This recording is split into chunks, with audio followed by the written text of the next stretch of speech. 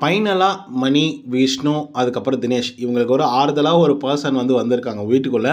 ஏன்னா இந்த வாரம் வந்து 15வது வாரம், சொல்லப்போனால் கடைசி வாரம் அப்படின்னு வந்து சொல்லலாம். இந்த வாரத்தில் ஒரு ஆளை வந்து டிசைட் பண்ணி டைட்டில் வின்னர் ஆக்க போகிறாங்க அப்படிங்கிறதெல்லாம் தெரியும். இதை தாண்டி இந்த சீசனில் யாரெல்லாம் கண்டஸ்டண்ட்டாக வந்தாங்களோ அவங்க எல்லாருமே எக்ஸ் கண்டஸ்டன்ட் எல்லாருமே உள்ளே வந்துட்டுருக்காங்க. ஓகேங்களா?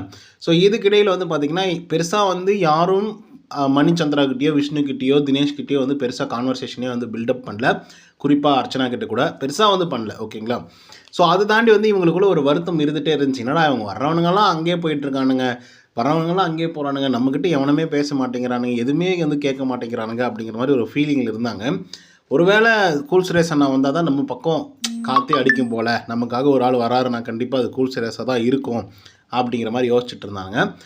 அதே மாதிரி வந்து பார்த்திங்கன்னா இன்றைக்கி வந்து கூல் சுரேஷ் அவர்கள் உள்ளே வந்திருக்காரு.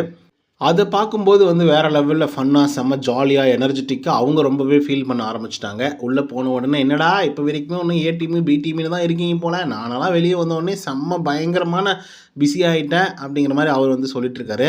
அப்புறம் மனுஷன் எல்லா பொண்ணுங்களையும் கூட்டு தூக்கி சுற்றுறாரு, ஓடுறாரு, ஒடியாராரு, என்னென்னமோ பண்ணுறாரு. அர்ச்சனா வேறு அப்ரிசியேட் பண்ணுறாருன்னம்மா, உங்கள் அப்பா வந்து நல்லா பேசினாருமா என்னை பற்றி அப்படின்றாப்புல, மாயாவை தூக்கி கட்டிப்பிடிச்சி அப்படியே ஒரு சுற்றுறாப்புல. ஸோ இந்த மாதிரி செம்ம ஃபன் பண்ணிகிட்ருக்காரு. கண்டிப்பாக லைவில் இன்றைக்கி ஃபன்னு காத்துட்ருக்க போகுது அப்படிங்கிறதெல்லாம் மாற்று கருத்து இல்லை. பட் என்ன தான் வந்து இவங்க புதுசாக வெளியிலிருந்து வந்தாலும் கூட, என்னதான் இவங்களை வந்து பட்டி டிங்கரிங்கெல்லாம் பார்த்து அனுப்பிச்சாலையும் கூட, இந்த வெஞ்சன்ஸ் அப்படிங்கிறத வந்து மனசுக்குள்ளே வச்சுக்கிட்டே சுற்றிட்டுருக்காங்களோ அப்படிங்கிற மாதிரி வந்து தோணுது.